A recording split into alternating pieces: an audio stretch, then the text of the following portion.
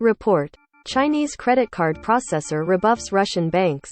A Russian news outlet says China's credit card processor has refused to work with banks in Russia for fear of being targeted by sanctions over its attack on Beijing. China's credit card processor has refused to work with banks in Russia for fear of being targeted by sanctions over its war on Ukraine, cutting off a possible alternative after Visa and MasterCard stopped serving them, according to the Russian news outlet RBC.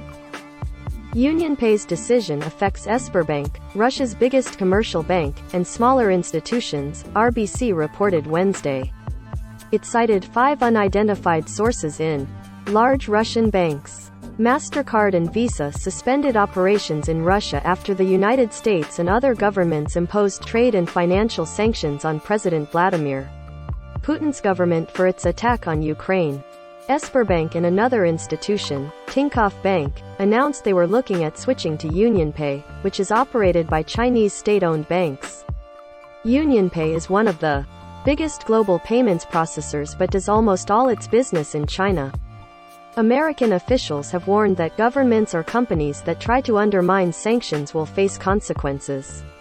RBC said UnionPay wanted to avoid such secondary sanctions. Chinese President Xi Jinping's government has called Russia its most important strategic partner, and criticized sanctions on Moscow. But Chinese companies and banks appear to be complying with trade and financial restrictions. Other banks cited by RBC include Alpha Bank, VTB, Otkriti and Proemansivas Bank.